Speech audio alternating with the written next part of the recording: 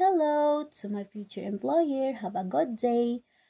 My name is Roslyn Saiko from Cabantalan City, Negros Occidental, Philippines.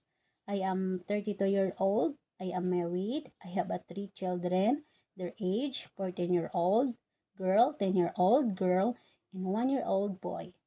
My husband is a farmer and my father is a farmer too. I have three brothers, two sisters, and I am the elder.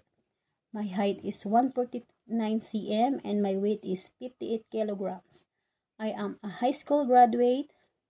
I have a work experience as a domestic helper way back year and from 2019 to 2023 in Kuwait. They have a 5 family member, one couple and 3 children. My main duties is their children.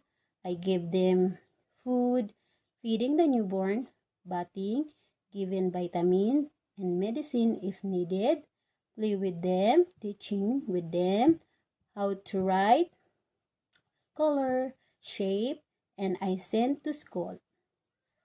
I do a household also, like cooking, marketing, cleaning, ironing, washing their clothes, and I do a car wash.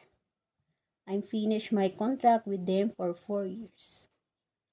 To my future employer, if you hired me, I will promise to do my duties and responsibilities as your helper. Especially your children, I teach them how to respect and good manners, love and care as my own kids.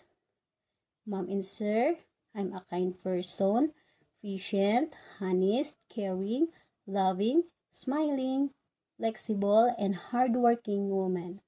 Once again, have a good day, Mom and sir. God bless to your family.